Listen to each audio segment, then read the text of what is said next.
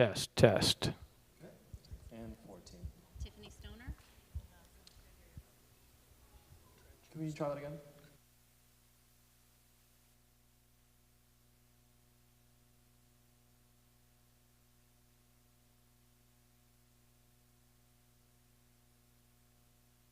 Do the splits. Tiffany.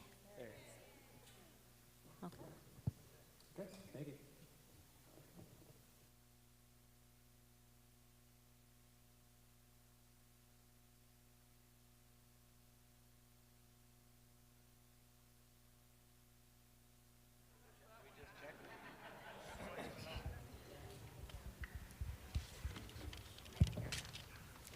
On. Check. All right. Good evening, ladies and gentlemen. It is my pleasure to welcome you to the Star Bank Performing Arts Center for the Zionsville Chamber of Commerce Candidate Forum. My name is Mike Hanlon, and it's an honor to serve as the Executive Director for the Zionsville Chamber of Commerce. Thank you for being here this evening. Tonight's forum provides an opportunity for our community to come together and hear directly from the candidates and understand their visions for the future of Zionsville. On behalf of the Zionsville Chamber of Commerce, thank you to our candidates for taking time from your very busy schedules for this event.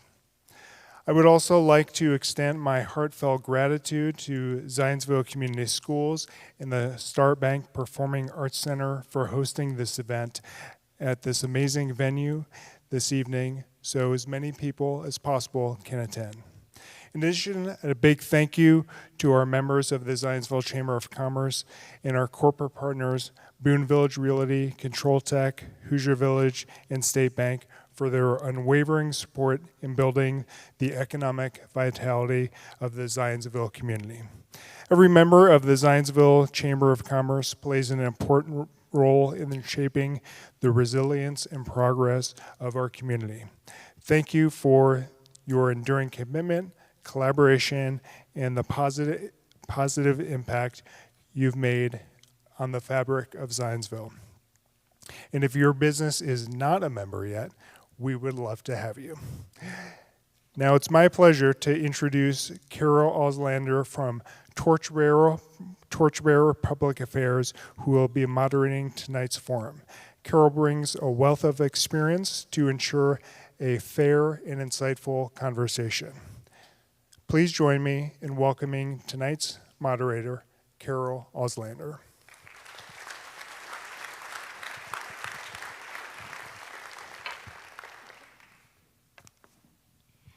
Thank you, Mike. Good evening.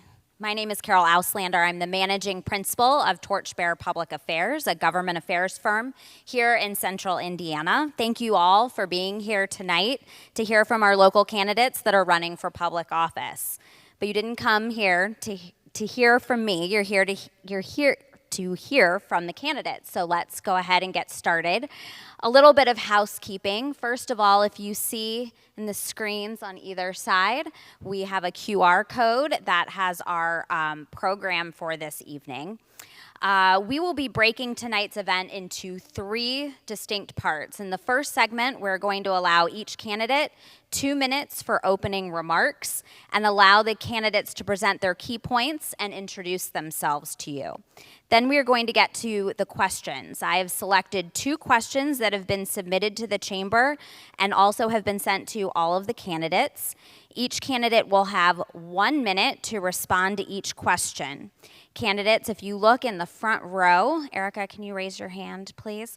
There we go. If you look at Erica, we will show you a yellow card when you have 15 seconds left, and then she will have a red card. I feel like we're at a soccer match. A red card when your time is up.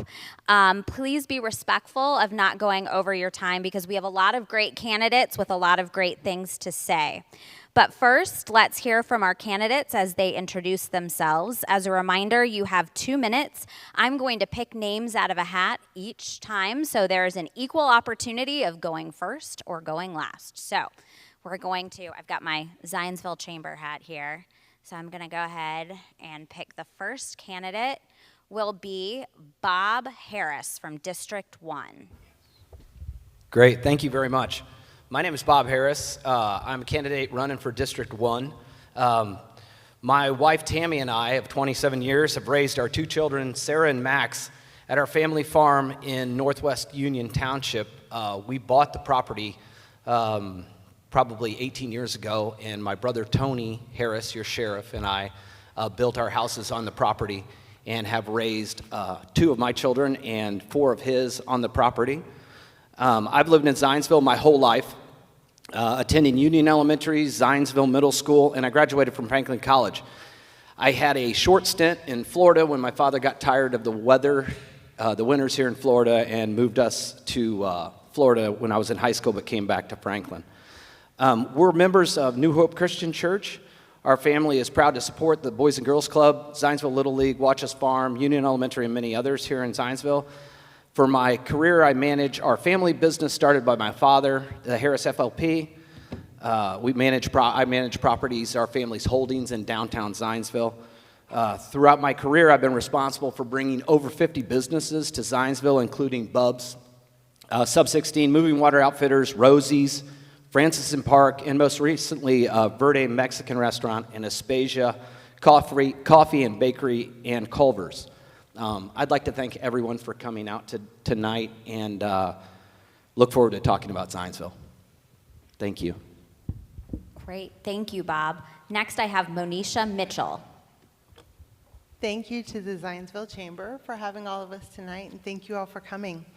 My name is Monisha Mitchell. I am a lifelong Hoosier, and I'm a proud resident of Zionsville for the last 18 years, specifically in District 3, which spans the width of Zionsville from Hoosier Village on the east all the way over to Perry on the west of 65. But I don't just live in Zionsville. I live in Zionsville, I worship in Zionsville, I serve in Zionsville, I work in Zionsville, I play in Zionsville. Worship is what drew us here. I'm a person of deep faith, and it guides me to serve. My first service project in Zionsville is one I actually organized to provide baked goods. It was bake sale for local first responders, and all the proceeds went to the Adult Congenital Heart Association. And I went on to serve in a number of other capacities for nonprofits and organizations in the area. I currently serve on the Pedestrian Mobility and Accessibility Committee and also on the Hussey Mayfield Library Foundation Board. In undergrad, I studied criminal justice, and so I am both honored and it is a good fit for me to be on the Use of Force Board for the Zionsville Police Department. After undergrad, I went on to study public management, where I learned things like government contracts and budgets and human resource management. And I'm also a therapist here in Zionsville. When I looked at where to locate my private practice, I couldn't have chosen anywhere but Zionsville. I'm right on Main Street, and so I'm a small business owner on Main Street. We play in Zionsville. My first visit to Zionsville was for equestrian lessons when I was a teenager, so I love our farmland, I love our green spaces, and I want to see them preserved. You're going to hear a lot of responses tonight. I encourage you to listen to who will represent you, and I hope to be that person for District 3. Thank you. Thank you. Next, we have Jason Raymer with District 2. Well, good evening. I'd like to thank everybody for being here tonight. My name is Jason Raymer. I've lived in Zionsville for about 6 years now. I run a small remodeling company with a handful of employees. I'm proud to call myself a native-born Hoosier. I learned a lot of early lessons in service and sacrifice from my dad, who was an Army vet from the Vietnam era, and my grandpa, his dad, who was a World War II era vet, served in the Aleutian Islands and in Europe. After graduating high school from a small little Indiana corn town in eastern Indiana, I attended Purdue and later enlisted in the U.S. Navy. My ongoing 25-year military career has spanned from intelligence work on active duty in the Navy and the Navy Reserve to my current position as an infantry instructor in the Indiana Army National Guard at Camp Atterbury. One of the proudest moments of my military career was deploying 8 days after 9/11, where my carrier was one of the first ones on station to begin the bombing in Afghanistan against the Taliban and Al-Qaeda. and we later set a record for continuing to do that for over 150 days straight. One of the most important lessons I've learned in my life, I think, is the ability to work with others to get things done. Examples of that are, run the range from the military, working with people that you don't necessarily like or want to be around at all, to my civilian career, doing construction work, doing remodeling projects, working in people's homes, having to gain their trust, work with them through the inevitable problems that come up during a remodeling project. I've had the good fortune to travel extensively throughout my career. I've always enjoyed meeting people, learning about new cultures, and learning about different experiences and different backgrounds. Zionsville continues to grow and become more diverse, and I think everyone in Zionsville deserves representation on the town council, and I would appreciate your vote. Thank you. Next up, we'll hear Amanda Rubeck at large. First, I'd like to take the opportunity to thank the Zionsville Chamber of Commerce, the Zionsville Community School Corporation, and Carol for hosting us this evening and having this forum. I am Amanda Rubeck, and I'm running for Zionsville Town Council at large. My husband and I are both born and raised Hoosiers who selected Zionsville as a place to raise our two daughters, who are both now at Zionsville West Middle School and are active soccer players at Zionsville Youth Soccer Association. Zionsville is in a critical growth and redevelopment phase, and we need people with fiscal expertise serving on the town council. In attending nearly every town council meeting for the last 3 years, I witnessed a counselor ask a developer who was wanting a TIF bond, "How do you know we're not getting taken advantage of?" It was that pivotal moment that I knew that I needed to place my name on the ballot. I bring over 20 years of financial experience. I currently oversee 22 locations for Star Bank. I have 8 years of serving different municipalities. I do continuing education with the Department of Local Government Finance and a long history of serving the Zionsville community with organizations like the Zionsville Chamber of Commerce, the Boys and Girls Club, Habitat for Humanity, and I currently serve the town of Zionsville in the Redevelopment Commission, Community Development Corporation, and the Finance Committee, along with the Z-Works Board of Directors. We've had 3.5 years riddled in a lot of friction amongst our administration and our council. I plan to bring my leadership skills and my focus on Zionsville to lead through the egos and focus on the most important thing, that is our community. I met with both Jane Burgess and John Stair before the primary to begin forming those collaborative relationships before either one of them won. I continue to meet with Mayor-elect John Stair. And it's that type of formative, collaborative partnership that will carry our community forward. And I ask for your vote this November 7th. Thank you. Just right on time. Well done.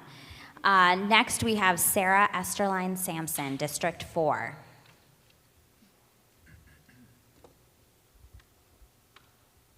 Hi, I'm Sarah Esterline Sampson.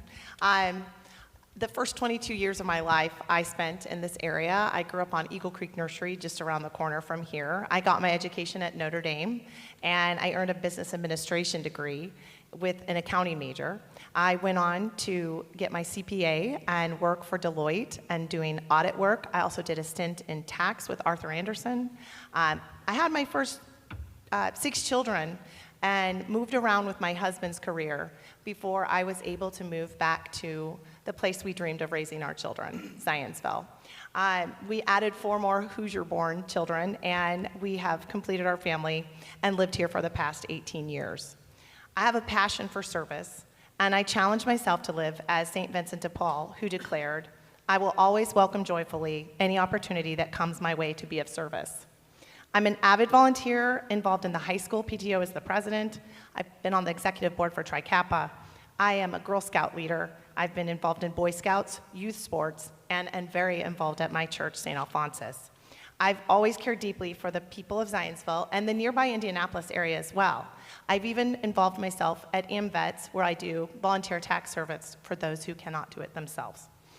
Campaigning has allowed me the privilege of getting to know so many of you, and you have graciously spent time with me at your door, here at the forums, and many of you have even invited me into your homes to share your thoughts with me and ask me for help in making this town more cohesive. I've appreciated all of you giving me your time and showing that you are as interested in this town as I am. My education, my child rearing, my volunteerism, all of that ties into the fact that I have formed fundamental skills that will be very pertinent on this town council. I ask for your vote for District 4, Sarah Esterline Sampson. Thank you, Sarah. Next up, we have Craig Melton for District 3. Good evening. My name is Craig Melton, and I just first want to thank the Zionsville Chamber and Carolyn Auslander also for hosting and moderating this event tonight. I'm the current District 3 representative, which includes the entire southern border of Zionsville that borders Indianapolis and Brownsburg. I've been married to my wife, Jennifer, for 17 years, and we've raised 4 beautiful kids here in Zionsville, Gala, Covey, Valor, and Ellis. And the entire time we've lived here in Zionsville, at the same time, we've just really, really enjoyed living here in Zionsville. As a small business owner, I see value in public service. I've served at Zionsville in many capacities, some of which that include the Pathways Committee. I've served on my HOA as a board member for the past 7 years. I'm the president of the Boone County Solid Waste Management District. I've also served in other areas like Indianapolis. I've been a board member of the Crown Hill Neighborhood Association the past 3 years. I've been on the Eagle Township Building Corporation, and I've also been a Zionsville representative to the Boone County EDC Corporation. I will continue to lead Zionsville the next 4 years, and I will continue to represent all of my constituents from all areas of my district. I appreciate your vote. Thank you. Thank you, Craig. Next up, we have Tim Cassidy for District 4. Good evening, everyone. I'm Tim Cassidy, candidate for Town Council District 4. My wife Darby and I moved to Zionsville in 2000, and we have 2 grown sons, one in nursing school downtown and one who lives with us full-time managing the challenges of a disability. I want your number 1 takeaway tonight to be my track record of nonpartisan cooperation and achievement in service to this town. I've just come off 8 years on the Parks Board, 6 years on the Pathways Committee. I was president of the Parks Board in 20 and 21. Mayor-elect Stair was my vice president in 21. We worked well together. He'll be a great mayor. I've been out front leading on dozens of projects like improving the Big 4 Rail Trail and the acquisition of Carpenter Nature Preserve. And how about that golden spike today to connect Zionsville and Whitestown on the rail trail? All right, number 2 takeaway is my deep fiscal and budgeting expertise. I've spent 19 years as a lawyer and executive with Eli Lilly. I prepared multi-million-dollar budgets, business plans for major Lilly affiliates. I learned to lead large, complex organizations, not unlike this town, through difficult environments. My opponent's fiscal expertise, I don't think, compares to mine. I also started and ran for 13 years Nebo Ridge Bicycles, located at 106th in Michigan. Our bike shop, was beloved, engaged, involved. Small business owners may appreciate that I was a devoted user of QuickBooks as the CFO of our business. Number 3, I want to earn your trust and your vote. I've knocked on over 2,000 doors, listened to hundreds of voters tell me what they love about Zionsville. You can expect me to push to, 1, maintain our positive momentum with parks, pathways, and green spaces, double down and complete the Gateway Area Plan and traffic study, get built a community center, think Lions Park, but inside year-round, and help repair the broken relationship between council and mayor. So thank you. I respectfully ask for your support for my run, Town Council, District 4. Thank you, Tim. Next up is Richard Graff, at large. Hello, everybody. My name is Rick Graff, and I am running for Zionsville Town Council at large. I wanted to welcome everybody and also thank the Chamber for hosting tonight. I moved to Zionsville with my family in 1997. We fell in love immediately with Zionsville's unique charm, its green space, its schools, and its welcoming community. As I also then raised my 2 boys here and watched them become fantastic adults. As a long-term Zionsville resident and a small business owner, I believe that I have the historical perspective and the leadership skills to help steer Zionsville forward. I work for the Indianapolis Symphony as a French horn player. I also am a small business owner, and I'm a semi-professional sailboat racer. I see you all looking. Why should you be on town council? Well, let me tell you, also for the last 30 years, I've represented the musicians of the ISO in 9 collective bargaining agreements. I'm a pension trustee, and I do a lot of mediation regarding employment issues. In our town's budget, the single largest item is employees. They're people, and they're the most important thing we have. They're people like the musicians that I represent. I've also been saddened over the last 4 years to see the discourse and the communication and partisan issues that have led and have really plagued our leadership. I think that needs to change. Zionsville deserves better, and I think I can be part of that change. I have the skills to effectively represent a wide array of constituents, to see and understand the conflicts, and to come to common ground and get to a mutually agreeable compromise. My boys, they've both moved out of state, one Maine, one San Diego. So my partner, Abby, and me, we could choose to live anywhere, and we've chosen Zionsville. Zionsville's my hometown, although I wasn't born here. I've been here long enough. It's in my veins, it's in my heart. And I'd say a vote for Rick is a vote for the future of Zionsville. Thank you, Rick. Next up is Tim McElderry, District 1. Good evening, everyone. First, I'd like to thank the Chamber of Commerce. I'd like to thank each of you for coming out and being curious about the candidates. And I'd like to thank all of the candidates for your commitment to our town. I would love to tell you all about my platform for the next 30 minutes, but I don't have that kind of time. So please go to timforzionsville1.com for more information. The other reason I don't think it's important to get into platforms is because I've looked at everybody's websites and we all share very similar platforms. Whether you're a Republican or a Democrat, we all want responsible growth. We all want to bring new business to our town. We want safe streets and we want strong schools. I have been a little bit disappointed over the last 4 years, as Rick mentioned, and I will tell you that that is one of the motivations for me to run for town council. Obviously, I think I can do a little bit better. But the primary reason that I'm running is because I have a heart for service as well. I volunteered for 14 years at Zionsville Youth Soccer Association. I helped build that program from the ground up. I served on the board, I coached hundreds of kids, and I did it primarily because I felt like that was the best way I, at the time, could give back to our community. Now I'm putting that same effort towards town council. I'm working hard to get ready for the job. I have interviewed numerous town leaders, business leaders, municipal tax experts, former town councilors.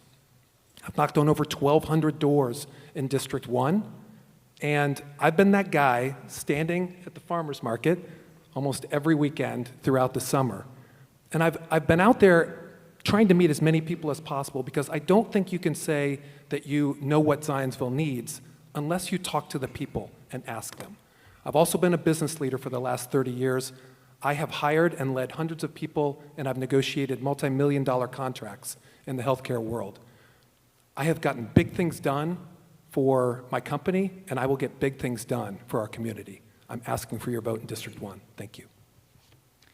Thank you, Tim. Next up is Evan Norris, at large. Zionsville is at a critical point and a pivotal point of growth and development. That's why it's imperative that we elect local leaders who will do their best to make sure that we guide this town through uncharted territory. That's why I'm humbly asking for your vote this November. Hi everyone, my name is Evan Norris. I am running for Zionsville Town Council at large. I want to thank the Chamber, Carol, Mike, and all the candidates up here for participating tonight. It's a great experience. A little background about me. I've lived in Zionsville for the past 10 years with my wife Danielle, who's joining me in the crowd tonight. Together we're raising 4 little girls to be future Zionsville Eagles here to attend this high school. Maxwell, Cameron, Kennedy, and Vivian, all 7 and under, so we stay very busy. I graduated from Indiana State University. I also graduated from the IU McKinney School of Law, where I received a upper-level graduate certificate in health law policy and health law and policy. Thank you.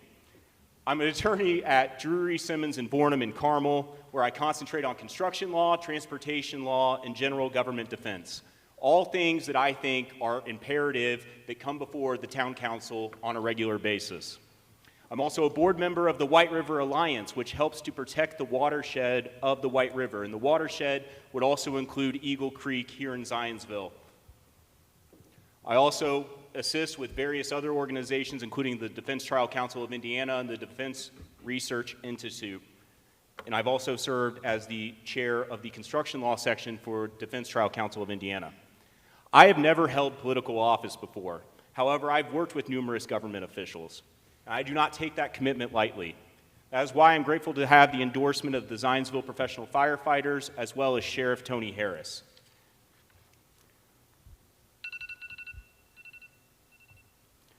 This November, I'm asking for your vote. Thank you.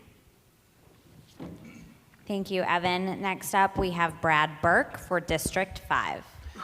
Hi, thank you. I'm Brad Burke, and I have the incredible honor of serving as your town council vice president. I'm running to serve 4 more years if you'll have me. I do have a set of ongoing priorities, but since I'm currently on the council, I'm running on my record, which I will highlight as my focus and my platform. Town council is our legislative body that provides oversight to our finances, our #1 duty and responsibility. And despite a number of challenges, we've kept our fiscal house in order by passing responsible budgets with projected reserves of $30 million, well beyond the gold standard. As such, we maintain one of the lowest municipal tax rates in central Indiana. I've taken care of our ledgers, our employees, and our taxpayers. Each budgeted dollar represents an investment and a communal value. That's why more than half of our budget is spent on public safety. I celebrate that Zionsville is one of the safest towns in America. We have officers in every school. Our men and women in uniform have received record raises and bonuses and have the tools and technology to do their job. Our firefighters have been equally supported and recognized, which is why they've endorsed my campaign. I proudly serve on our safety board and helped lead the Public Safety Task Force, and I will continue to support those who serve and protect. I've helped town employees receive ARPA bonuses, longevity pay, retirement increases, and significant raises to meet appropriate salaries as they should, and they too will have my continued support. I celebrate our incredible parks program with 730 acres of parkland, including the historic Carpenter Nature Preserve. I'm proud to have supported that and dozens of other park projects, including miles of new and repaved trails. As a member of the Parks 5-Year Planning Committee, I look forward to their vision. I celebrate so much more, the Ray Hall projects, roundabouts, and even golf carts. We will have a new mayor this January and a new majority council. I welcome the change and new leadership, but I also know the value of hard-won experience. I've learned a lot over the last 4 years, and with your support, I look forward to putting that knowledge and work to work for you and our new mayor and our new council. Thank you. Thank you, Brad. Next up is Jason Plunkett for District 2.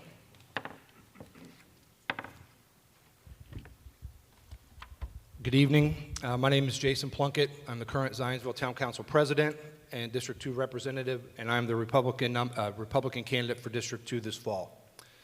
I would like to thank all of you for taking time out of your day to be here tonight, the Chamber for hosting this event, the school for hosting, and all the candidates for running.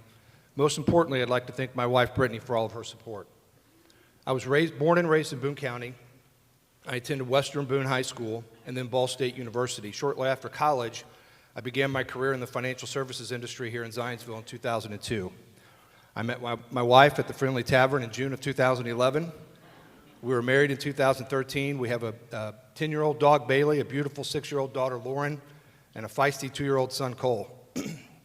We ran a successful at-large caucus in 2017 and a successful campaign in 2019 by focusing on 4 key initiatives: public safety, school safety, transparency, and appropriate development. And we delivered on all 4 of those. We led the way with the largest ARPA stipends for our first responders in the wake of COVID. We established a public safety task force that worked to address shortages in finding equipment and staffing needs. As a result, I believe we've received the support of and the endorsement of the former Boone County Sheriff and the current Boone County Sheriff, as well as the Boone County Professional Firefighters Union Local 5195. We voted to support funding and staffing for school resource officers in every one of our schools. Without the safety of our children, nothing else matters. We required an RFP process for our software system and worked with the State Board of Account as well as Baker Tilly to address the needs of our town and our finance department.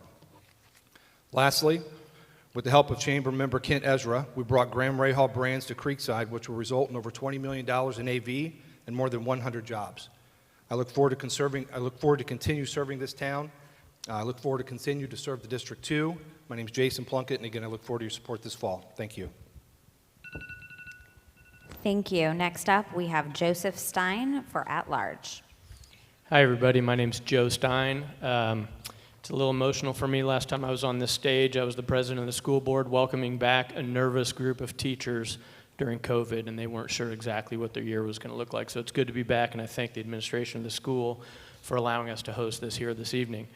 My wife Donna and I have lived in Zionsville for a little over 30 years, probably 33 years.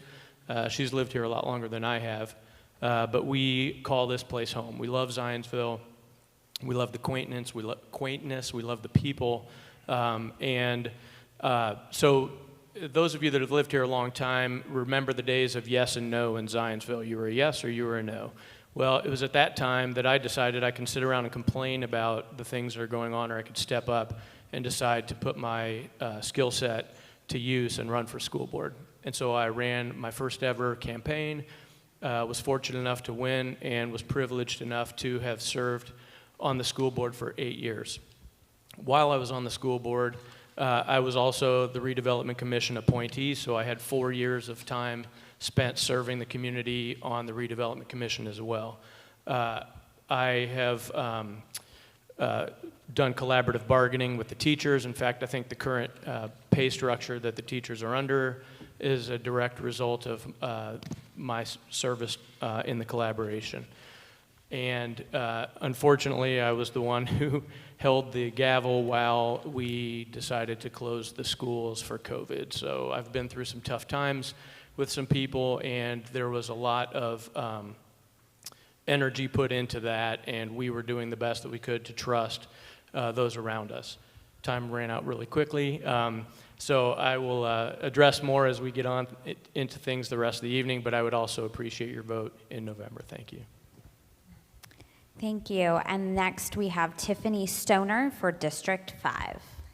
Good evening. I am Tiffany Stoner, and I am running in District 5, where I have resided with my family for the last 24 years.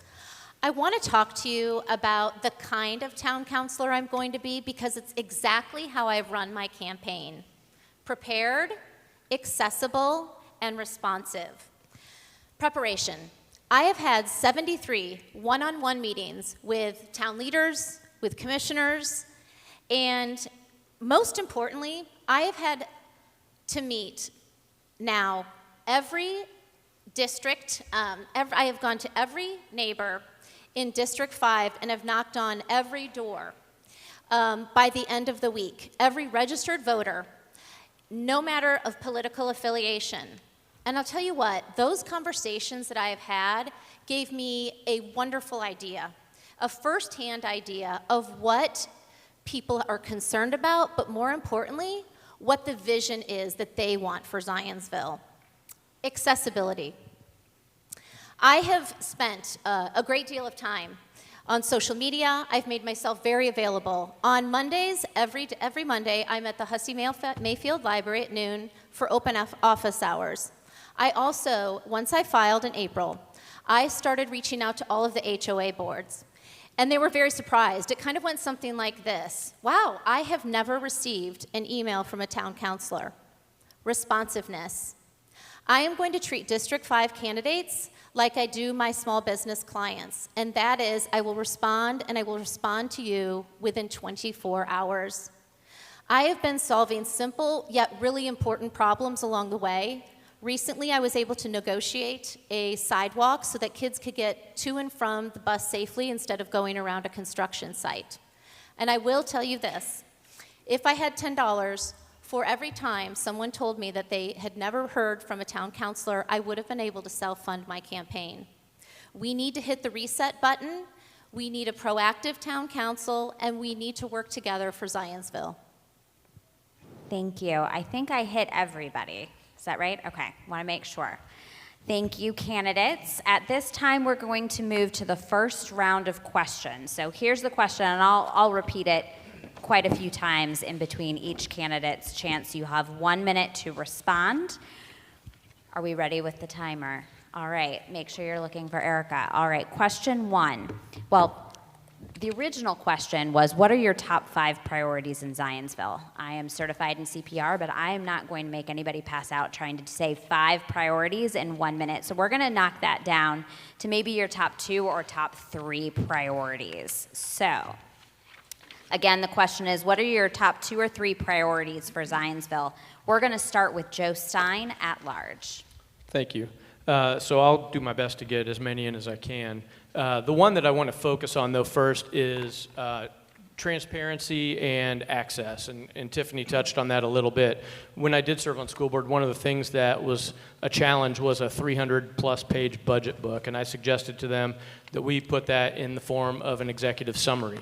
And we ended up doing that so that the community could digest the financial information, have information that was accessible and easy to understand. So I bring to the table the same thing for the town council. I want to commit to the community that I will be accessible, that I'm willing to meet with neighborhoods if necessary, to be able to sit down and have discussions, explain the reason why behind some of the decisions that are made. Because if you are not forthcoming with information, people fill it with the worst possible scenario. So the best thing that we can do is to actually sit down and have those types of discussions, and that's my commitment. Thank you. Next up, we have Richard Graff at large. Thank you. And I only prepared 3 because I knew I could only get 3 in. So for my first is mindful growth while preserving our rural and village atmosphere. And I don't think that's anything that anyone up here doesn't agree with, quite frankly. But let me just open it a little. Mindful, what does that mean? That means we need to really readdress this comprehensive plan that we've been hearing so much about. It is our roadmap. It's our future. Everything should be controlled. It's like our vision statement for a business. And from there, we go out. That's where we need to start.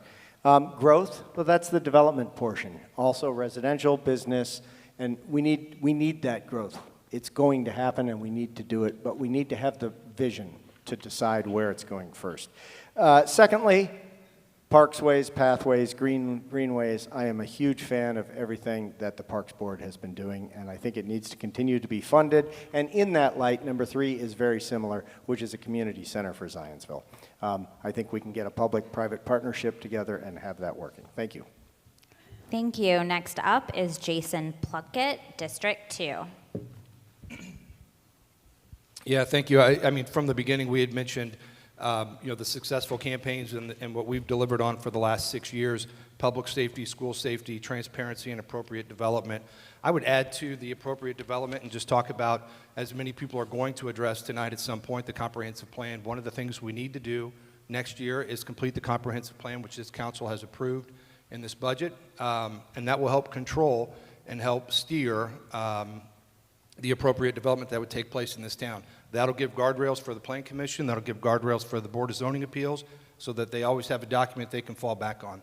I will unapologetically be supportive of public safety, school safety and public safety. That's a no-brainer. Again, if our kids aren't safe, nothing else matters.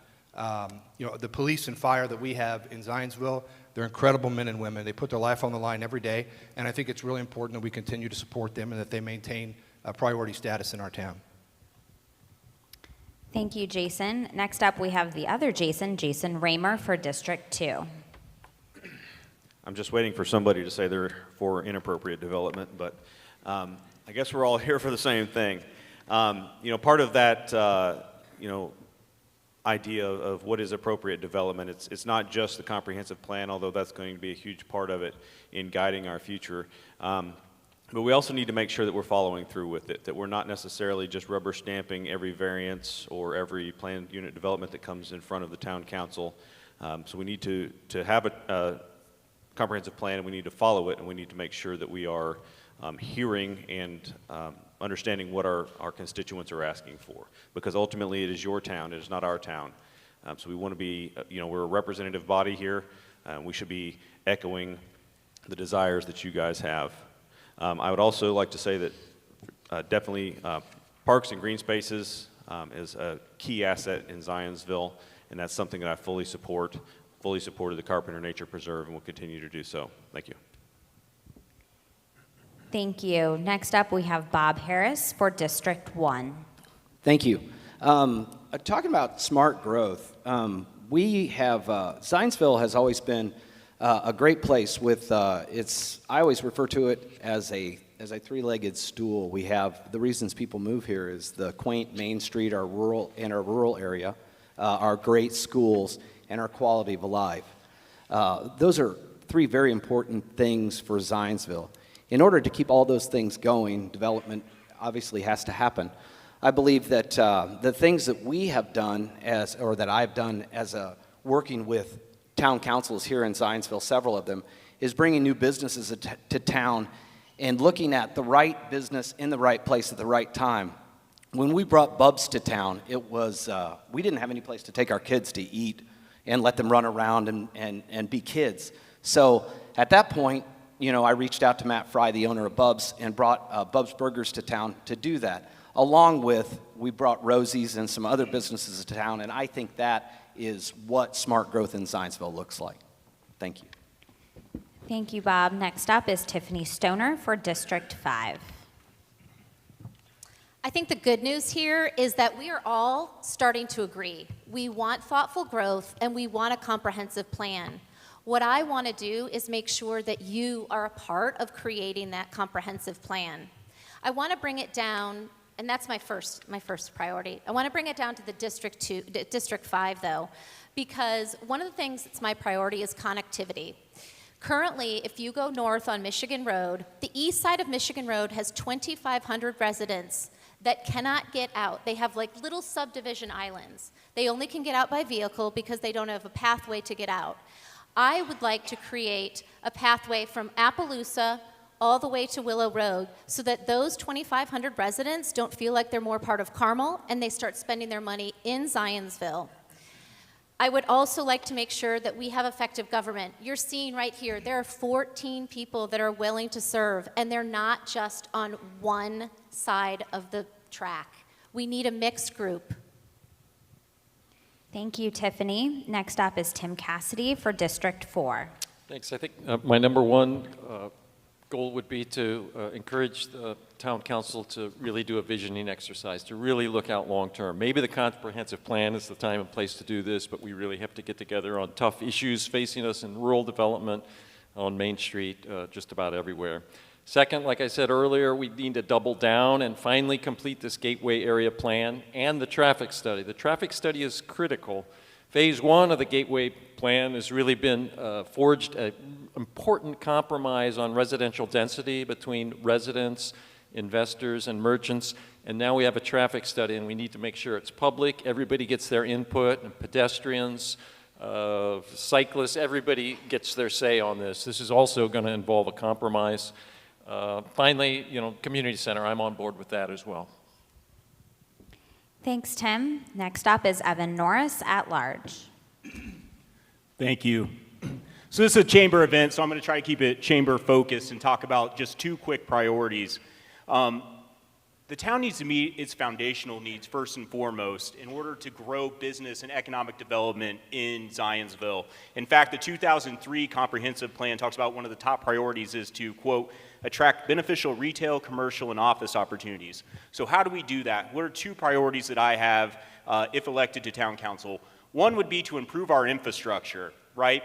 And I'm not just talking about widening Michigan Road or anything like that. I'm talking about looking at intersections. I'm talking about studying roundabouts, looking at crosswalks, and looking at our underground infrastructure as well. In the South Gateway project, or the Village project that we're talking about, there's over 100-year-old infrastructure below the ground that needs to be looked at.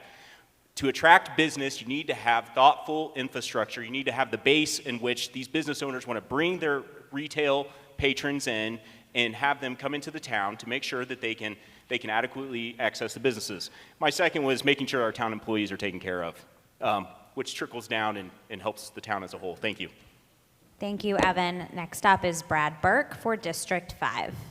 Yeah, thank you. I kind of mentioned this a little bit in the intro, but number one, first and foremost, has to be strong finances and making sure we have adequate reserves. But we can only do that when we also diversify our tax base, which is a challenge as I look ahead. I'll give you one example. In the recent budget that we just passed on Monday, the initial ask from staff was for $52 million on what was at the time a $40 million budget of revenue. That's $12 million of dollars that our town tells us they need as we continue to look at growth. In over 67 square miles, Zionsville is only third in the state behind Indianapolis and Fort Wayne. So as we look to grow, and we are going to grow, do we have enough revenue to support the growth that this town has? And we currently don't unless we can really address the commercial. And Evan's exactly right. We don't always have the infrastructure in place to do that. And number two is obviously supporting our staff, public safety, parks, everything that I've supported in the past. Every dollar isn't just a dollar for the budget. It's actually supporting the values and norms that we hold during Zionsville. So it all starts with dollars, though. No dollars, nothing else can get done. Thank you, Brad. Next up is Monisha Mitchell for District 3. So my number one would be mindful development. It's a current term that I coined, but you can learn more about it on my website, Mitchell for Zionsville. People have talked a lot about development already. So what I would make one of my top 5 is representative government. What I hear when I talk to voters is that they feel unheard. They feel that the current town council hasn't been responsive to them. And so throughout the campaign, one thing I've done is repeatedly said, I am listening. You'll hear lots of ideas tonight, mine included, but I think what's most important, I know what's most important in a representative government is representing you all's ideas. And to do that, we have to be attentive and listening. My other would be public safety, but not just in words, by actually voting to approve the budget request of our safety departments, including fire and police. And you can check out our last town council meeting to see who did that. And then finally, I would just say inclusion, and I'll circle back to that because a minute is short. Thank you. Next up, Craig Melton for District 3. Public and school safety is number one. We must protect our children. They are our most important asset in Zionsville and across the world. I will also support community engagement in the comprehensive plan. That includes protect rural Zionsville. Also, balancing our budgets, hugely important. As Councilor Burke just mentioned, we can't do it when we're $12 million over. It does not make sense. Maintaining Zionsville's desirability and character, that is another priority of mine. And then finally, maintaining the town of Zionsville's low tax rate is very important to me. Our town has one of the lowest rates, and I think we should continue in that trajectory. Thank you, Craig. Next up is Sarah Esterline Sampson for District 4.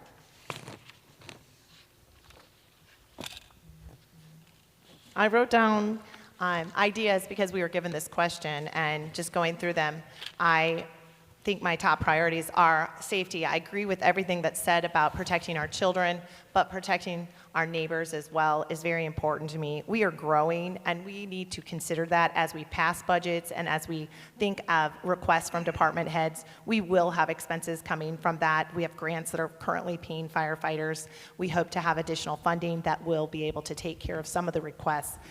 Listening to constituents, being engaged, I think that's one of my strengths, having 10 kids, living here so long. I know so many of you. I figured that out by going door to door. I also went to all the doors in my district, not based on any plan. I just knocked and got into people's houses to hear their ideas. Balancing the budget, very important. The infrastructure, we have areas that have been grown with no growth in the street. We need to consider that. And the support staff, paying our people so that we are all able to do our jobs well. Thank you, Sarah.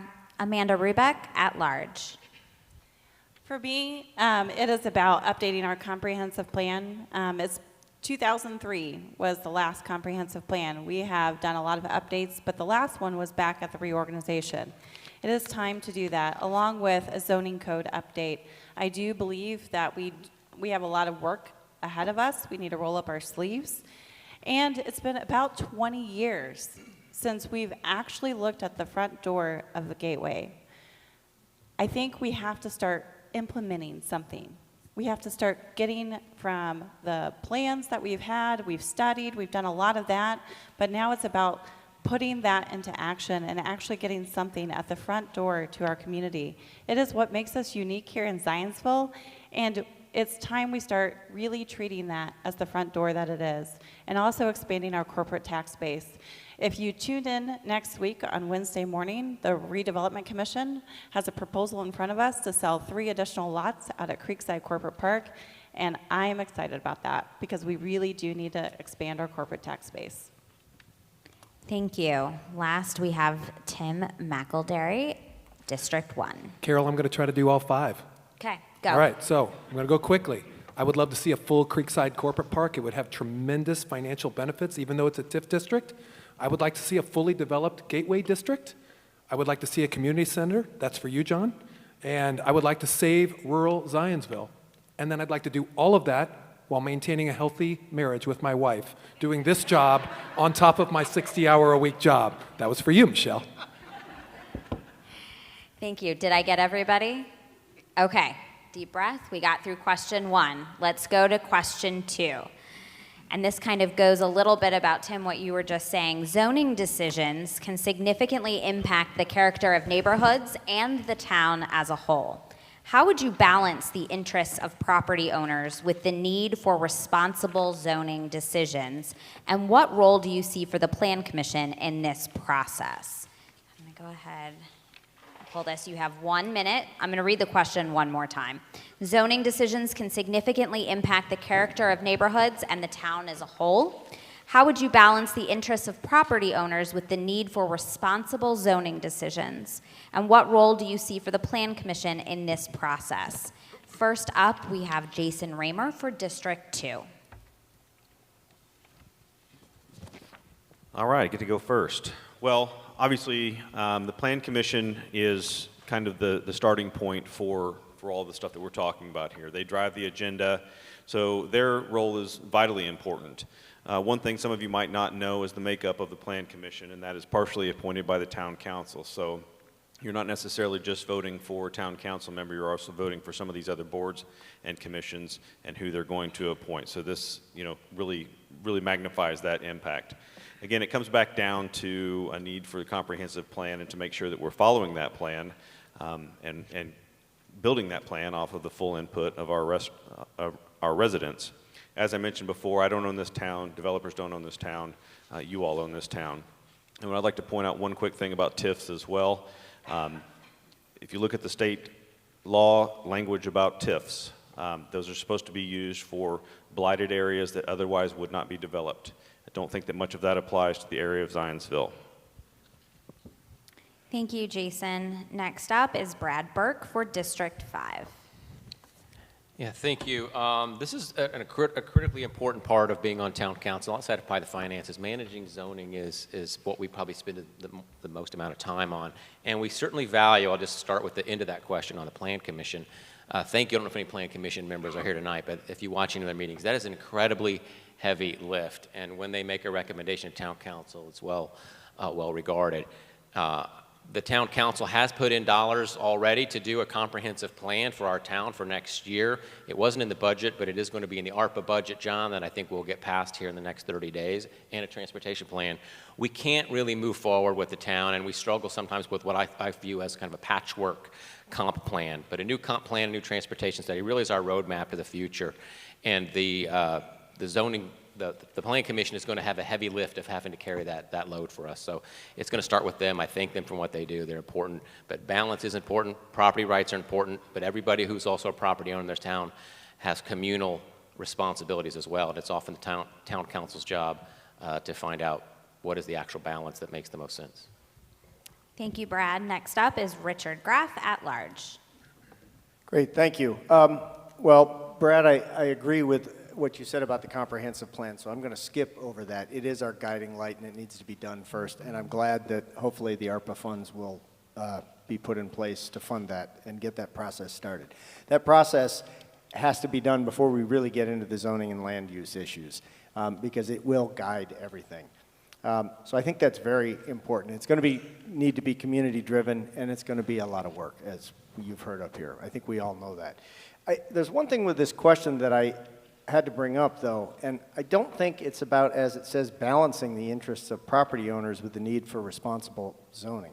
I think the need for responsible zoning protects the value of the property owners. I think it's backwards. I think it's almost like this question was written from somebody who wants to develop a Walmart, as opposed to a homeowner who wants the zoning to protect what they've invested in, or a business owner who wants them to protect. So I think zoning is meant to protect our community also. Thank you. Thank you. Next up is Sarah Esterline Sampson, District 4.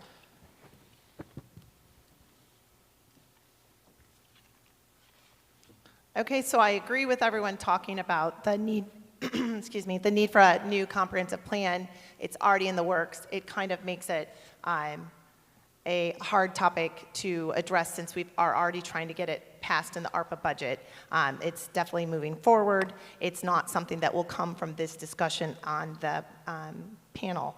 But I do agree with saying that the town council appointing people to the plan commission is a nice point to point out, because it is who you're electing. You're not just electing us to do only town council work. We do have say in who gets on there, and it's very important to find people who have good responsibility to commitment of being on that plan board. I think something that I have done is gone and met with a developer and met with the neighbors. I'm already talking to people that way. I think that's what's important, is the engagement of the people that it directly affects. And that is what will make our comprehensive plan the best plan that we can get. Thank you, Sarah. Next up is Craig Melton for District 3. The comprehensive plan is essential. It must have a huge buy-in from the community with their engagement. Zoning is very important, and I believe that we need to continue to protect our zoning as they are zoned today. In doing that, we will evaluate that with the comprehensive plan. However, there are some other elephants in the room. The Plan Commission is a board of appointed members of the town. I believe that we should strengthen our conflict of interest clauses that members must sign. I believe members should not be the owners or employees of firms hired by the town. The Commission's decisions are just recommendations. However, the council does value the recommendations and the commissioner's expertise. I believe that there should be more public comments allowed at these meetings, as they have been a little tenuous in the past decisions that have been made. Thank you, Craig. Next up is Jason Plunkett for District 2. Yeah, I think as many folks have mentioned, the comprehensive plan drives this. I would take it a step further. We talk about our current zoning in the town of Zionsville is a Euclidean zoning system, which means the land dictates the use, not the opposite. A form-based code would be where an administration dictates the use of your property. So we currently have your land dictates the use, and I think it's really important to understand that. Along with that, we haven't updated the comprehensive plan since 2003, and we've gone from 10,000 people to over 30,000 people. There's been significant growth.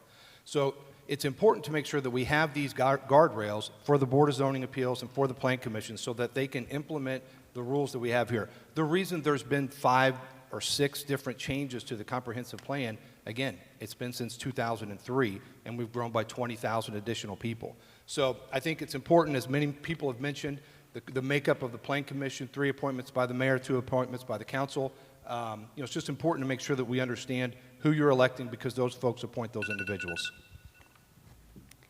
Thank you. Next up is Tiffany Stoner for District 5. So for those of you who don't know, Zionsville is the largest municipality in the state of Indiana from a geographic footprint. We're bigger than Carmel, Fishers, and Westfield, and they are all out of space. So developers are now looking to Zionsville to further develop this area. So zoning is going to be really a key component of this. And we want to protect our property values. So putting a plan commission together is vital, honestly. I think we need to start looking at PUDs and have more significant detail in them. Otherwise, we are going to have a continuous onslaught of variances with the Plan Commission, and I think we just need to hold developers accountable for what they said they're going to do from the beginning and see that through to fruition. I would like to make sure that the future plans are driven and directed by a comprehensive plan, just like we keep saying. Thank you, Tiffany. Next up is Tim McElderry for District 1. So you're seeing the risk of having 14 people answer the same question. So one of the things I'd like to say is I think our Planning Commission is doing an amazing job. They push back appropriately against form-based code, and you probably all realize this, but they have to vote yes if a rezoning request meets all of the ordinances. It really falls on the town council to make the more difficult decisions of applying what comes through our comprehensive plan. The comprehensive plan is taking a bit of a beating. It is old, but it is not obsolete. It's actually quite visionary. And if you've had a chance to just read the executive summary, you'll see a lot of the usage goals are very much in line with saving rural Zionsville, protecting the village. It talks about affordable housing for all ages and income groups. It talks about the importance of encouraging creativity in architectural design. So there's a lot of things about the comprehensive plan that I would like to see pulled through when we do sit down in 2024 to rework it. Thank you. Thanks, Tim. Next up is Monisha Mitchell for District 3. Zoning that is responsible is zoning that's not reactive.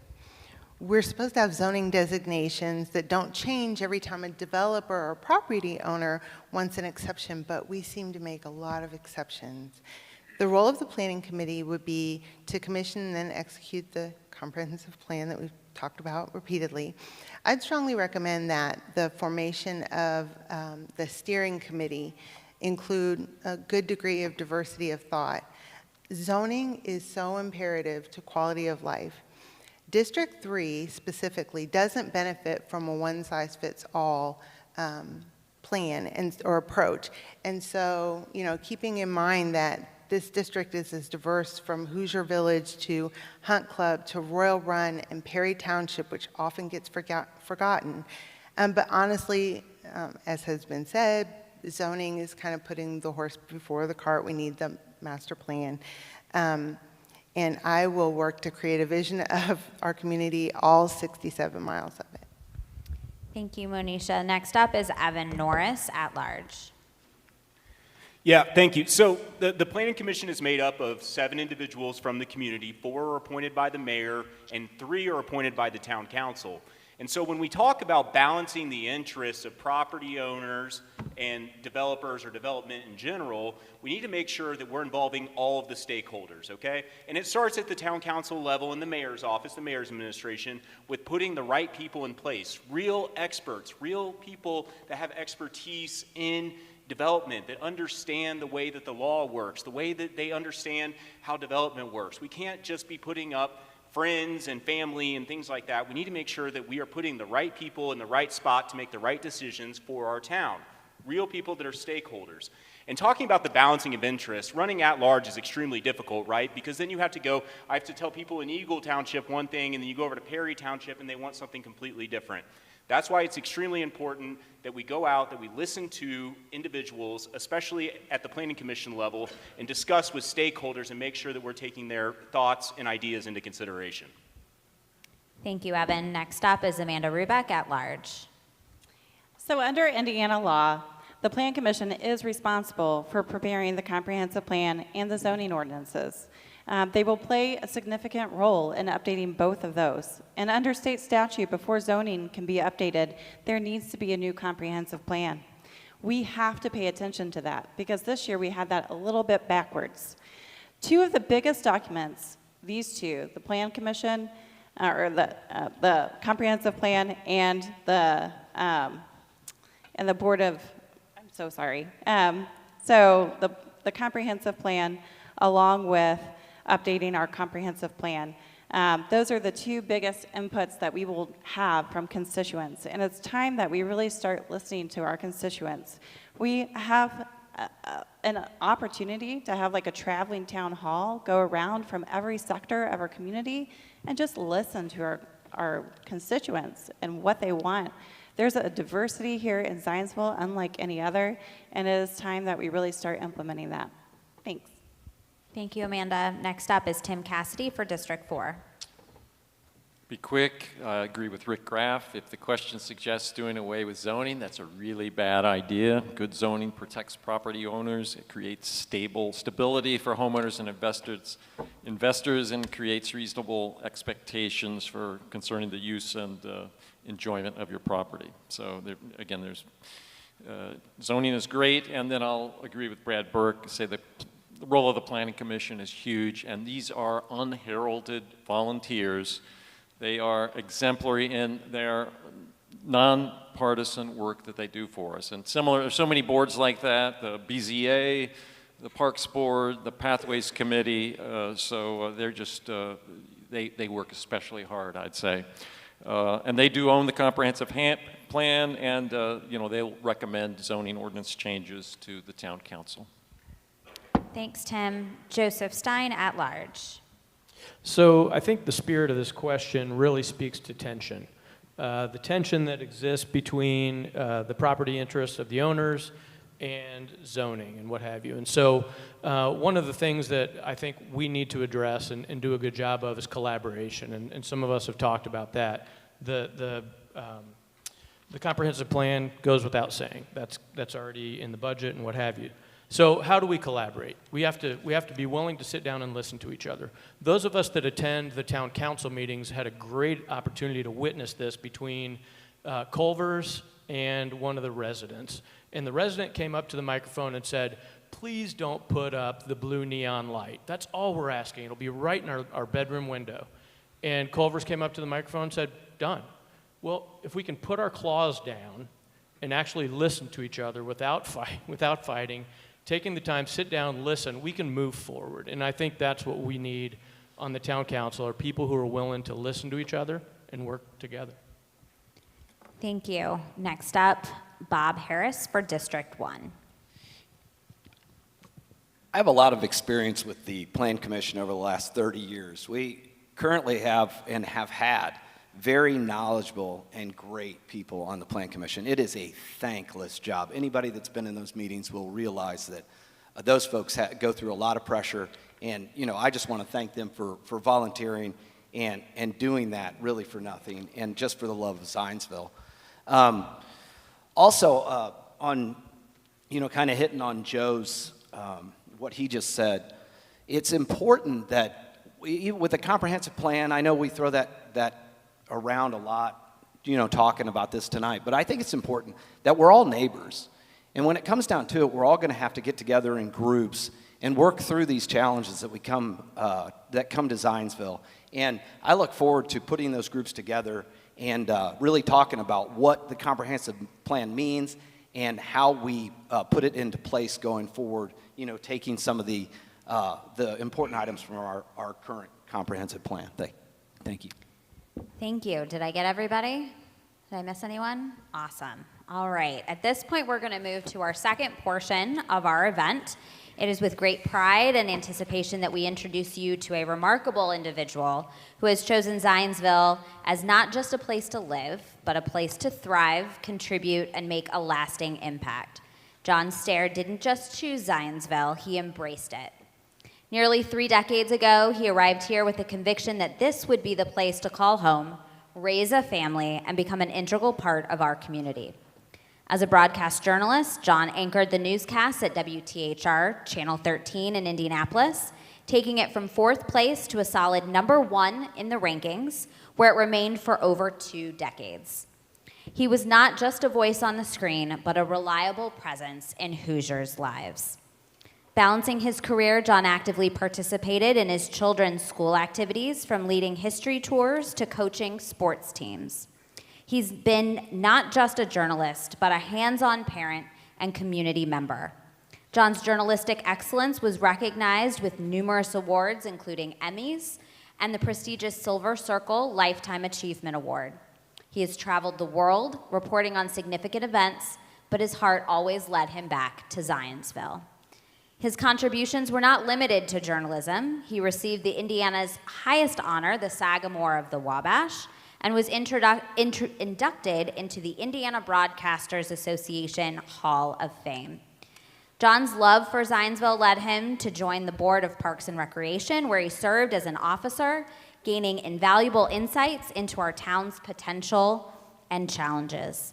Now, as he steps forward as mayor-elect, John's commitment to capturing our town's economic potential, preserving its charm, and involving the community in shaping its destiny shines bright.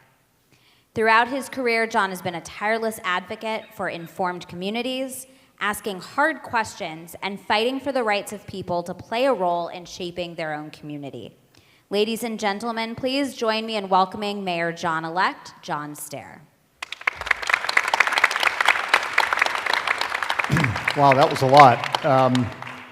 We checked all that to make sure it was true on ChatGPT, and apparently much of it is.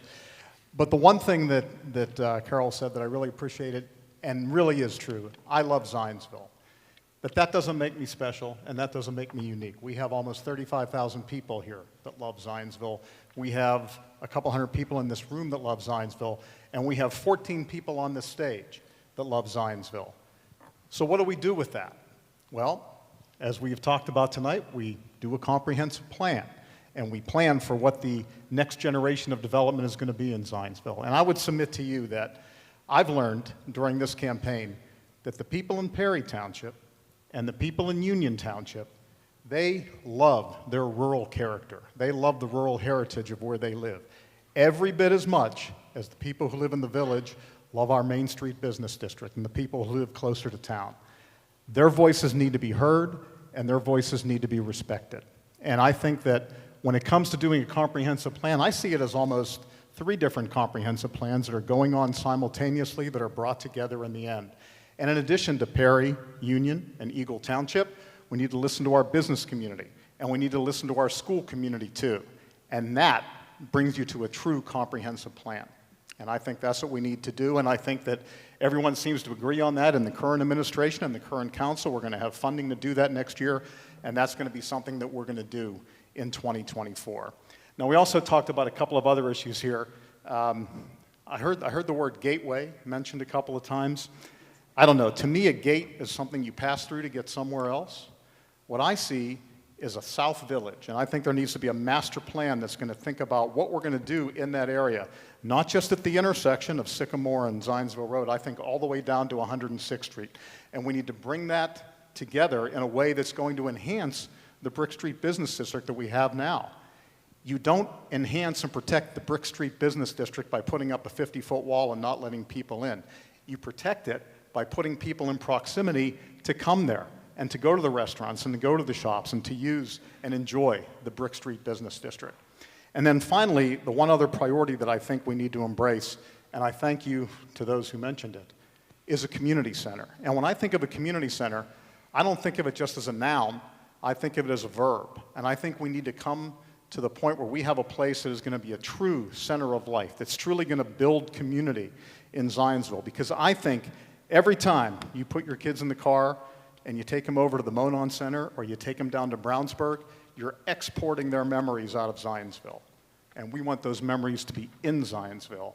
And we want to have a place where people from all generations and all demographics can come together and live in community here in Zionsville. And there's one more thing that I'll say. I think that the job as mayor has one very important function, and I intend to do this as best I can. I think the mayor needs to be the #1 cheerleader for the town. And I will be your cheerleader for Zionsville. And I will be the cheerleader for whoever emerges from this group right here with our new town council. We have 14 people here, 7 of them are going to be the new town council. They're going to be my town council too. And I am going to cheer them on in everything that they do, and I hope that you will join me in that, and I hope the people who aren't in this room tonight but who live in Zionsville will join me in that too. So thank you very much. Thank you for coming out tonight. Thank you for your interest. And I know that we're going to make good choices when it comes to voting for our town council members. So again, thank you. Thank you for the opportunities that you've given me and for the opportunities you've given these folks here on the stage tonight. Thank you.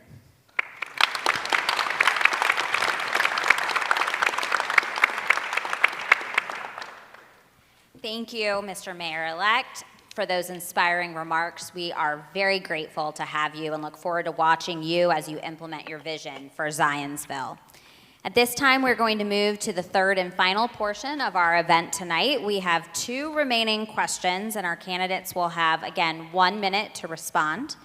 Ready? Yes? Okay, let's go. Question number 3. Economic development is crucial for the town's prosperity. What specific strategies would you implement to attract new businesses to Zionsville and support the growth of existing ones while preserving the town's unique identity? I'll read that again.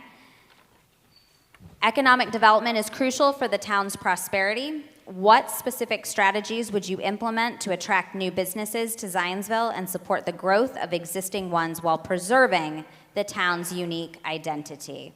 First up, we have Tim Cassidy for District 4. Well, first, we need to ensure that our town councilors and our mayor have vision about where we're going. Economic development without vision can be chaos. I support the core vision of Main Street. As Main Street goes, much of the rest of our economic development goes. Main Street's connected to Creekside, is connected really to Boone Village. The Gateway Area Plan, again, becomes important. We've talked about the importance of making important economic decisions in rural areas. Do we really want those warehouses out in Perry Township? How do they feel? How do the Perry Township residents feel about that?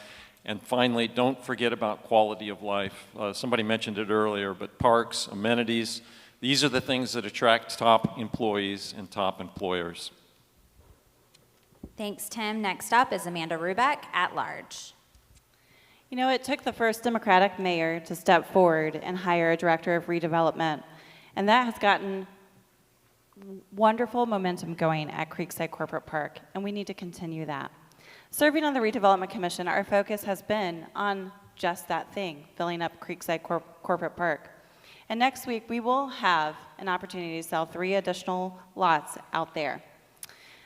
Building out the South District of the village is vital to having economic development, but also our quality of life. When you're attracting economic development to Zionsville and you're bringing in new headquarters situated in Creekside Corporate Park, I'd love to see a bike share so that they can then bike down all the way into the village and spend some dollars in our village. But then also have a vision all the way out to the old Hotel Tango, along with partnerships with Z-Works. I'd love to see an opportunity where graduates have space to go and they have a thriving opportunity to have their businesses continue on right here in Zionsville. Thank you. Thank you, Amanda. Next up is Evan Norris, at large. So for me, this comes down to 2 primary things, which I alluded to in the opening. 1, it comes down to improving our infrastructure, and 2, retention of our town's greatest asset, which is its employees and its people. So business owners want good roads. They want street access. They want parking. They want sidewalks. They want all of these things that need, to be developed and put forth into place. That's going to help drive economic development, is making sure, again, that we're meeting that basic level of needs on our hierarchy of needs. We're meeting that basic level foundation of having the infrastructure in place to support new businesses coming in, to support businesses opening up shops, to make sure that we can get people into our storefronts, to make sure that people have places to go to eat, things like that. We also want to make sure that businesses are attracted to our town because they have familiar faces, right? We want to make sure that we're retaining our top talent, and that starts at the town council level by making sure that the department heads have the tools that they need. At the end of the day, it's all about keeping a balance, right? Keeping a balance. What's good in Perry Township may not be good in Union Township, and so on and so forth. So if elected, that's what I would try to do. Thank you. Thank you, Evan. Next up is Monisha Mitchell for District 3. To thrive economically, Zionsville needs to be accessible and inclusive. We can't attract top employers if we don't attract top employees. Access is more than just walkability and transportation, but it's also housing. We can be a top 1% community, but then we don't have anybody to maintain our roads, serve our food, teach our kids, heal the sick, keep us safe. $600,000 isn't affordable housing, not even with an average household income of $138,000. That'll buy you a $400,000 house. So the other aspect is inclusion. My goal isn't to make Zionsville more diverse. It's to make Zionsville more inclusive of the diversity that is already here. We've made a lot of improvements. We have some opportunities for growth. We need to be more aware of the perception of Zionsville outside of our bubble, and we need to consider and be aware of what it's like to integrate into this community as a person of color or someone from a diverse background. Thank you. Next up is Tim McElderry for District 1. So I mentioned in my opening that I've had the opportunity to speak to a lot of business owners. And one of the things I heard consistently from these folks was it's not always easy to do business in Zionsville. They talk about hurdles that don't exist in other communities. They talked about obstacles that they didn't anticipate. I actually had one business owner tell me that they had to hire a second lawyer just to get through all of the obstacles that they faced to open up their business in town. I don't know if you've ever heard this before, but many of them talked about Zionsville being the town of no. And a lot of that goes back 20, 30, 40 years where it was kind of part of our strategy. To maintain our growth, we just made it very, very difficult for people to come here and do business. The problem with that is when you want to fill up a corporate park, all of a sudden that reputation precedes you. We've got to become a welcoming business community. That means removing those obstacles and hurdles, working with local business folks to make it easier to make a living in Zionsville. Thank you. Thank you, Tim. Next up is Joseph Stein at large. Thank you. I am a local business owner here in Zionsville, also in Lebanon. I am an accountant, and I'm going to sound a little bit like a broken record, but I am not one who has a vision for bringing business to the town. I think that's kind of a job of the mayor, and I would love to have you as my practice development person in any of my businesses. But I think the key is to attract other businesses to Zionsville. We have to be able to accommodate and work well with our existing businesses because business people talk. Chamber of Commerce, thank you for that. We get together and we talk about things that are great and things that aren't so great about particular areas. So the best way for us to attract business and draw people in is to do the best that we can to accommodate those that are already here. And how do we do that? We collaborate. We work with them, we listen to them, we have conversations with them, and then we move forward together to make things better for other businesses to want to come here. Thank you. Thank you. Next up is Brad Burke, District 5. Yeah, thanks. Economic development isn't really something we'd like to do. It's a must-do. We really can't continue to fund the town and the future that we all have on the backs of just our residences and our income taxes. We have to do this. We know this. It's in every plan that we have. It's in Creekside. It's in the Gateway. It's in the airport plan. It's in the current comp plan. The challenge is, what are the barriers that are holding us back currently? And part of it, I think, is mindset. Particularly, we saw this in the pandemic where the world has changed. Are we looking? Are we listening? Are we preparing to attract the type of businesses in a new 2023 and beyond world? I'll give you an example of what happened in Creekside with Ray Hall, Graham's project. It did not fit what we initially put together when we had a vision for what Creekside would do. It took us thinking outside the box, listening to him, listening to his vision, partnering with him and his vision to make sure this became a reality in Zionsville. It's going to be an incredible project, but it wouldn't have happened if we just would have stuck to our guns and saw ourselves as regulators and not partners in business. Thank you, Brad. Next up is Sarah Esterline Sampson for District 4. Economic development is crucial. It's something that a lot of people are focusing on when it comes to Creekside, but I think a little bit further than that. I think we need to look into ways to decrease the tax base being residential only. I have mentioned before that I think it would be great for us to try and get economic development that would be more of a recreational push for our town so that we can do, as John said, make our memories here in Zionsville. I have thrown out telling people that we should look into trying to do some way of maybe a private-public partnership of finding a skating rink that could come, a bowling alley, an indoor pickleball, something on 106th Street, along with the other businesses that we're bringing. I think Z-Works is a great avenue for developing businesses within Zionsville, but I think one of the key parts that has been said before, but I'll repeat it, is collaboration and everyone working together so that it does fit Zionsville. Thank you. Next up is Richard Graff at large. Yeah, well, I have a lot of thoughts on this, and I appreciate what Brad said and what we're hearing from a lot of people, that yes, we all know this is so important and we need to move ahead. So I asked the question, why haven't we? Why is this happening? Why are we reactive to this always? The fact that we're in this situation where we can't deal with what we want for our community with just our residential tax base is due to the fact that we didn't deal with this 5 years ago or 10 years ago. Our population exploded past what the comprehensive plan thought it would be in about 2010 or 2011. So that's the point. We needed to start looking at what are the barriers to get the economic development in place. Let's stop being reactive and let's start being proactive. That's one topic. The other thing I think that we really need to do is support our 150 small business or 140 some small business owners that are on Main Street. We can't just look for new development.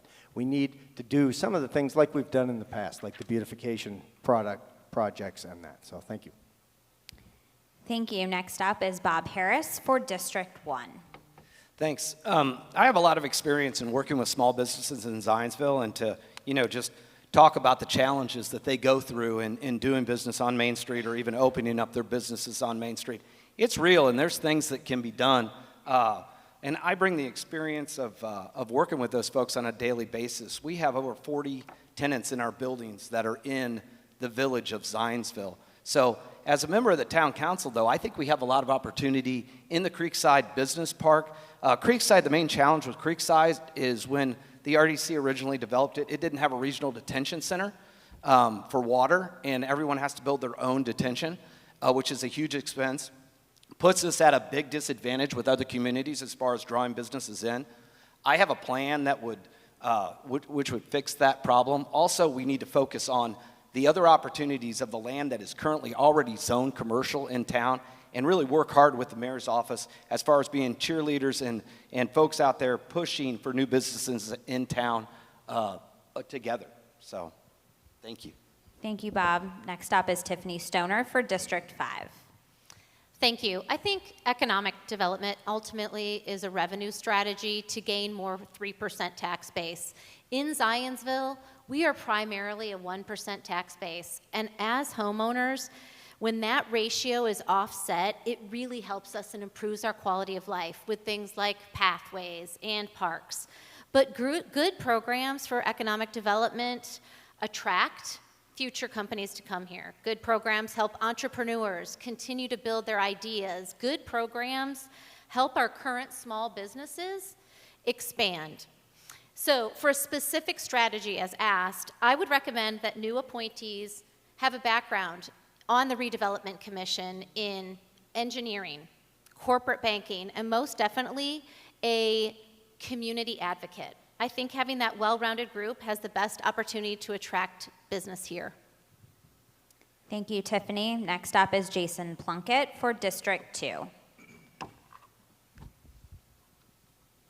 Yeah, thank you, Carol. The first thing I would do is re-engage the Boone County Economic Development Corporation. For whatever reason, one of the first things our current mayor did was remove the contract with the Boone EDC. That's one of the first things I would do. I also think it's important that we prioritize the area that we do have, prioritize the opportunities that we do have. You got to communicate. I mean, I think that as many folks in this room know, I communicate about projects and developments that come through. Councilor Burke mentioned the Ray Hall project. They came to us and said, listen, we're not getting any movement here. How can we get movement?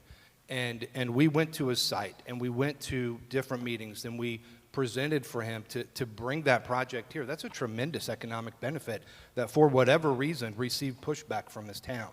So you got to communicate. You got to understand what the values and benefits of these projects are. Over $20 million of AV, 100-plus jobs in our community. That's a big win for the town of Zionsville. Thanks, Jason. Next up is Craig Melton for District 3. I echo President Plunkett's comments about the Boone EDC. The Boone EDC is very important to us in Zionsville, Lebanon, Whitestown, all of Boone County. Offering incentives is a technique that we've seen in the past, However, we're seeing that with the property values increasing and the ground being hard to come by, we need to be more dynamic in our strategies. Knowing what neighboring municipalities like Whitestown and Lebanon are offering is a requirement for us to encourage economic growth here in Zionsville. I believe the largest growth we will ever see in Zionsville is coming over the next 15 years. I believe maintaining our zoning is how we will maintain our identity.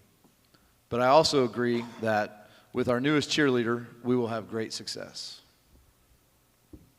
Thank you. And finally, Jason Raymer for District 2. Well, I don't have a lot to add that hasn't already been said, except for a little bit of nuance, and I think that is the importance of looking at the types of businesses that we're trying to recruit and bring to the town.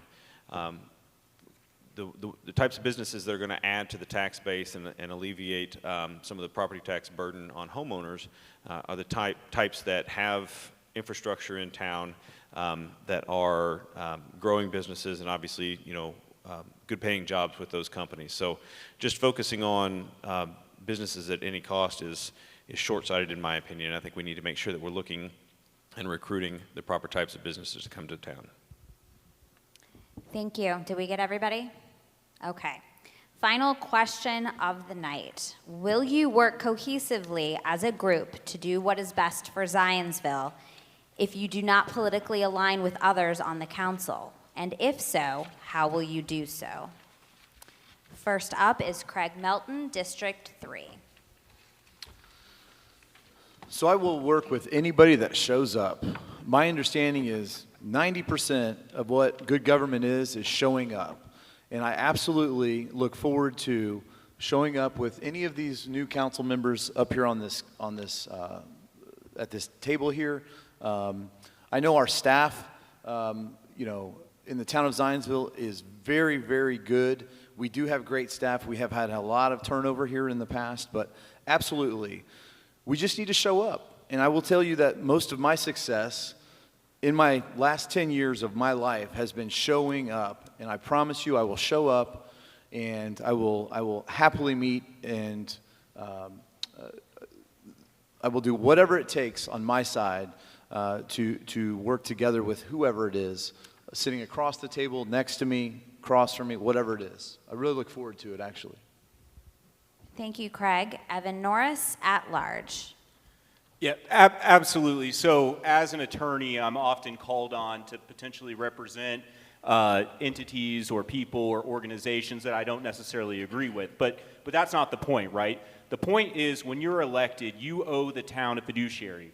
We owe the town a service, right? And we're not running just to represent the Republicans or just to represent the Democrats. We're here to bring the whole entire town together to represent them for what is the best benefit of the town. That's the beauty of local politics, right? The beauty of local politics is that we all pretty much want the same thing, but we all have different vehicles and ideas on how to get there. So, of course, I'm going to work cohesively with whoever's elected up here on this stage, as well as Mayor-elect John Stair. And how do I plan on doing that? Again, it starts with communication. If anyone does litigation, or if you know anything about litigation seems to go south when communication breaks down. It's all about keeping open lines of communication. Joe has talked about that all night, keeping collaboration, communication, and that's what I vow to do. Thank you. Thank you. Next up is Jason Raymer for District 2. Yeah, I just met most of the Republican candidates tonight, and to be honest, I was kind of surprised they didn't have horns growing out of their foreheads, but chuckle, all right? Now, one of the first things that led me down this road to pursuing this position was seeing some of the interaction between some members of the current council and the mayor. And, regardless of which side of that you're on, I don't think it benefits anybody. It's unprofessional and it's unproductive on both sides. So that was something that I really was pretty passionate about and really started me down this road. I had a great conversation with John Stair last night about some of his ideas, and one of the big ones being just kind of lowering the temperature, making sure that we can all work together. I don't think anybody on this stage is an evil person, and we all want the best for Zionsville. So that's what we're going to try and do. Thank you, Jason. Next up is Amanda Rubeck, at large. We have a monumental moment in front of us, and that is to have the first bipartisan town council. That's really, really exciting for our community to have reflective government. And in knocking on nearly 6,000 doors myself, people want the collaboration. They don't want the friction anymore, and they need us to work together. They need us to start the healing process, and I'm really proud that I've done that. And sitting down with Mayor-elect John Stair on a regular basis and forming that collaborative partnership is really key to all of this. And I am excited about working with him. I'm excited about working with anyone that gets elected. Of all of these 14 candidates up here on the stage, thank you for putting your name on the ballot. And I'm ready to work in collaboration. Thank you. Thank you, Amanda. Next up is Bob Harris for District 1. I think it's critical whoever gets elected, the voters are going to speak in a little over a month, and you're going to cast your ballots. And whoever you cast your ballots for has to have a heart for Zionsville. And it's going to have to be, you know, in our eyes, for the town council, Zionsville first. But not only do we need to get along up here, I've talked to folks out in the community. Our communities are growing together with neighboring communities. We've had this thing with Whitestown for 20 years. My goal as a town council member would be to work together not only with my town council members, but also with other communities working together for the betterment of us all as a whole, in that once we start melting into one another, we're going to have similar vision, and we're going to have to work with each other to bring in proper businesses, and where they fit may not be Zionsville, it may be Whitestown. We know where these businesses go, and I think it's about working together not only as Zionsville, but as a community and as a county. Thank you, Bob. Next up is Richard Graff at large. Thank you. Yeah, I have sort of 2 points to talk about at this. First of all, my whole career, as I told you, is pretty much resolved around this type of issue, contract resolution and mediation. And I mean on stage, too. I work with 87 highly trained, incredibly smart, artistic people that all think they know how a Beethoven symphony goes. It's going to be horrible if we can't come together with a music director, a mayor, a town council president, if you will, and put it together and have that same end goal in mind. We may have different paths to get there. We'll find those paths, but we have to do it. The other thing that I think is important for Zionsville Town Council, and it's been hinted at by a few of the candidates up here, is starting to look at some of the diversity, gender diversity. We should be a mirror of the town. We should need racial diversity. We need ideological diversity, and yes, I'm going to say it, we even need political diversity. I think that's healthy for the town to have all voices, for everybody to have input. Thank you. Thank you. Sarah Esterline Sampson, District 4. So as a mother of 10, I practice my negotiation and collaboration every day. We have to decide what's for dinner, and it's a big deal. I think that it goes without saying, I've met, I think, everyone before tonight, and I just think everyone's great for stepping up. I think it takes a lot of commitment. I think it takes a lot of guts. We've been walking around like fourth graders with a check. Do you like me? Check yes. It's hard to put yourself out there, and I think it shows a commitment to what we want to do for the town. We love our town. We're all up here, you know, professing our love for the town and our drive for it to be the best town we can be. I've gone to every door as well in District 4. I wasn't counting, but I was going into doors that I don't know what your political affiliation is. I was treating you as a constituent, as an equal, as a neighbor. And I think that is the message that I would like to get across to everyone up here, everyone down there. We are neighbors. Let's all be kind. Let's look out for each other, and let's vote for me. Thank you, Sarah. Monisha Mitchell for District 3. So as I mentioned, I'm a therapist, and that means that every day part of my job, the primary part of my job, is to make space for other people's emotions and thoughts. And it doesn't even come into my mind in that room whether or not I agree with them. I'm just making space for them. And so I think that kind of experience, that kind of skill is something that we need to collaborate, because it's really easy for us to sit here and say we'd all get along. But But particularly for the incumbents, we've had 3.5 years of not getting along with people who don't agree with you. So I think, the best predictor of future behavior is past behavior. And I would just encourage you all to look at the division that we've had for the last 3.5 years. It didn't come from nowhere, and it didn't come from just one side. It's time for a fresh start. It's time for us to work together for the betterment of Zionsville. Thank you. Thank you. Next up is Tim Cassidy for District 4. Town council acts as an entity. If you're acting alone, you're irrelevant. So, how we act, I really agree with Sarah. You should act as neighbors with one another. You want to make sure that you have good processes for how to come up with agendas, but after that, you respect one another, you listen to one another, you debate openly and publicly, and sometimes you're going to permit dissent. You're going to have people not going along with the majority, and that's fine. They should be encouraged to do that. Next up, Joseph Stein at large. No. Who's going to say no to that question? Of course we are. The one thing that I want to point out, though, is having served on the school board, it's nonpartisan. But let's not kid ourselves. It's as partisan as anything else. And so I have a history of working with a board of 4 other people to achieve consensus. We didn't always agree, but we ended up achieving a consensus, and then we stood by the decision whether we agreed with it or not, and we never made our dirty laundry public. I think that I'm probably one of the only candidates that can make a claim that I mended broken fences or was a part of mending broken fences in a broken community. When it was yes, no, and neighbors weren't talking to one another, the school corporation worked very hard to rebuild the trust in the community and make it a place where neighbors can look each other in the eye again and get along. And so, yes, absolutely, regardless of who wins, being able to work together is what it's all about, in my opinion. Thank you. Jason Plunkett, District 2. Yeah, thank you for the question. I mean, of course, we've over the last 4 years, or 3.5 years, as Monisha put it, we've had to work with people from a different party, and we've done that. We've supported initiatives, we've funded projects. I would point out, as many people have said, over the last 3.5 years. That's correct. That's correct. If you notice, you watch the council meetings.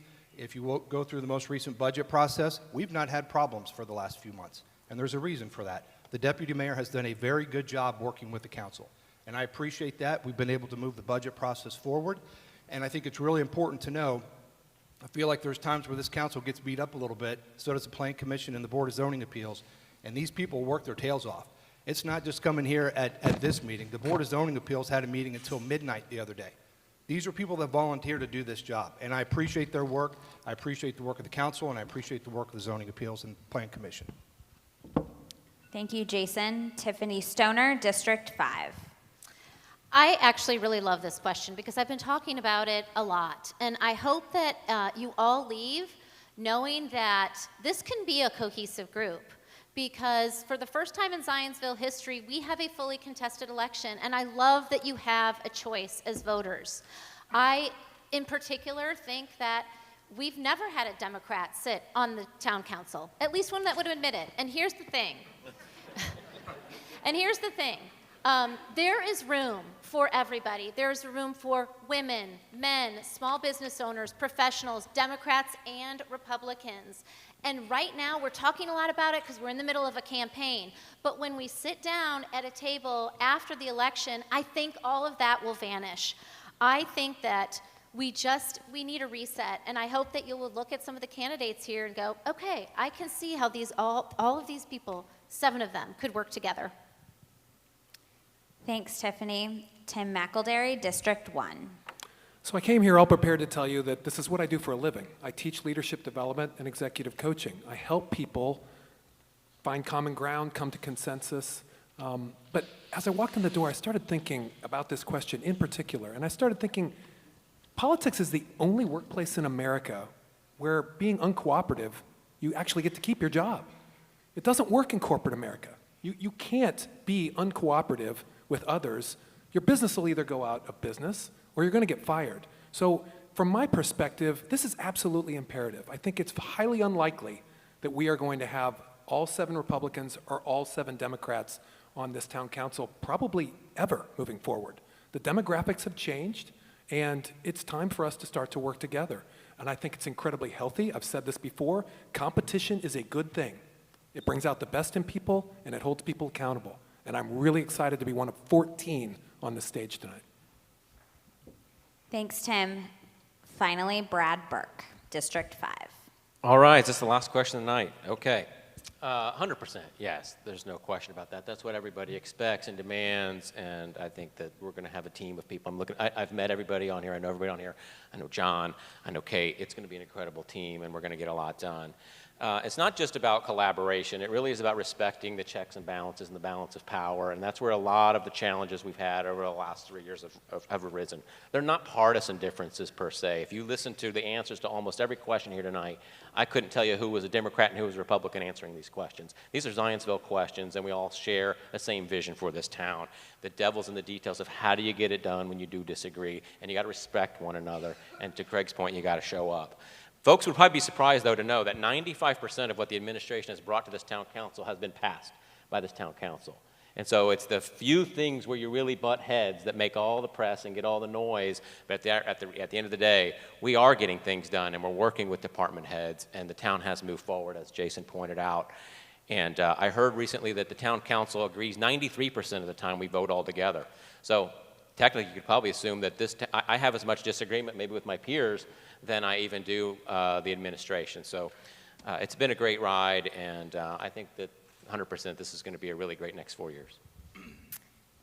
Thank you, and thank you so very much for your participation tonight. Running for public office and serving in public office takes an incredible toll on your lives, on your relationships, on your jobs. So thank you for being willing to do so and putting your name on the line. Audience, let's give them a round of applause to the candidates for participating tonight.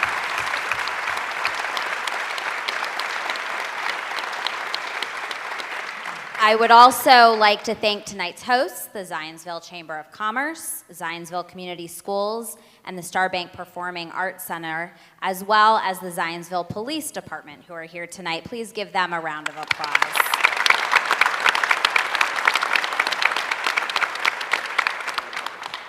And finally, I would like to thank you for coming tonight and for participating in the civic process. It is so important to be involved and, most importantly, to vote.